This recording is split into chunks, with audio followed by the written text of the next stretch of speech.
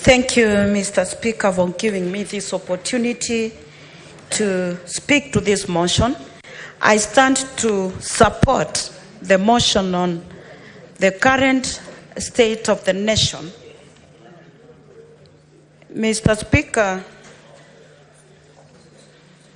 allow me to pass my sincere condolences to the families of those who lost their loved ones, and also to wish quick recovery to those who are still in hospitals with gun wounds and other injuries. Mr. Speaker, I would also like to thank the leadership of this House, the majority leader, the minority leader, and all the senators who came together and said this is important, that we distinguish ourselves as a House. Mr. Speaker, sir. Honorable members, may the good senator be heard in silence, please. Proceed, Senator Beth. Thank you, sir. I would say that as the Women League president in this country, I'm a mother, and I feel the pain that the mothers in this nation feel. I stand with all the families that were affected. And Mr. Speaker, noting the situation in the country, how life is so difficult, the cost of living is high. It is really unbearable because of the problems, issues bedeviling our country. As the women president, I want to assure all the women who lost their children that we are with you, and we feel your pain. We share the grief, and we are ready to work with you to get solutions to the issues in this country. Mr. Speaker, those who spoke yesterday, my colleagues who spoke yesterday, they alluded to the issues that are affecting our country. Taking department by department, or institution by institution, in education, our children are learned. Many are graduates from different universities, but they are jobless. They are tamarking. And looking at the education system in the country, there is a lot of challenges. Confusion in GSS teachers who are not employed. CBC curriculum that is not properly defined. Issues concerning how the new system is being implemented. Those are issues Kenyans are looking at.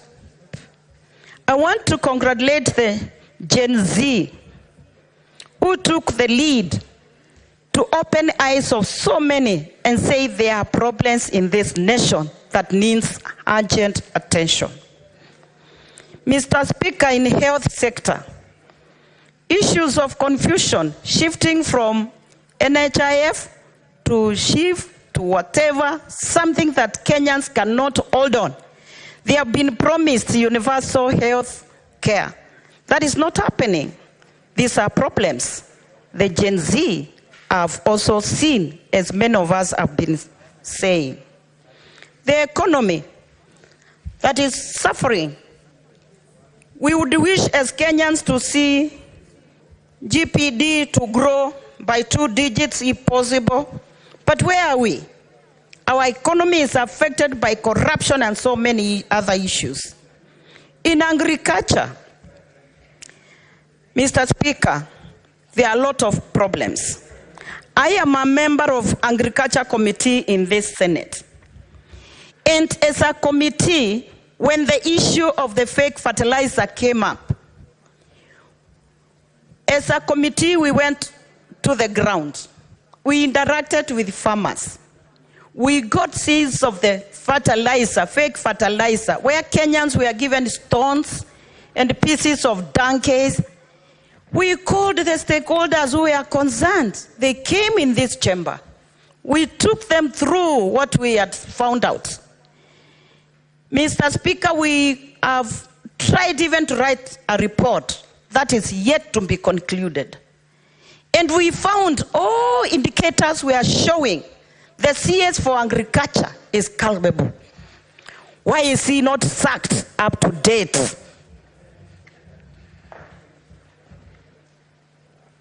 The police brutality. Mr. Speaker, it's so painful. On that fateful Tuesday, we were out when we got out as the Gen Z invaded these premises. I remember I was with my colleague senators here, Senator for Nairobi, Senator Catherine Muma, and we witnessed as the soldiers, the policemen were shooting our innocent, unarmed young men and women. Mr. Speaker, I remember I knelt down before one killer policeman. I confronted him and asked him, why is he killing an armed, innocent young man? Mr. Speaker, it was so hurting as a mother. That policeman looked at me and told me, Senator, get behind me. These are crooks and criminals from Kibra. The student who was being pursued removed his identification card, a student from a university. But the policeman could not hear anything of that. He shot the man dead. It was so painful. Why should we have police who should keep law and order in the country, protect citizens and property, killing our young men and women? Mr. Speaker, it has been said, and it was said yesterday by many of my colleagues on the wastage in this government. Kenyans who are suffering, they have no jobs, they are tarmacking for over 10 years, they have nothing to put on the table in the evening.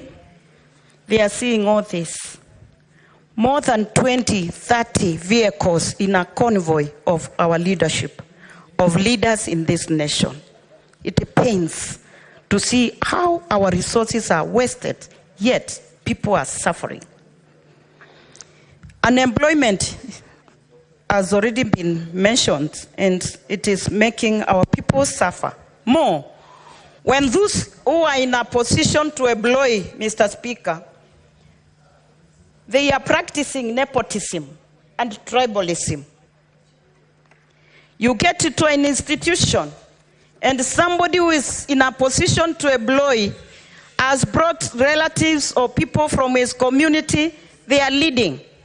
I'm also in this house in the Committee of National Cohesion, Equal Opportunities, and Regional Integration.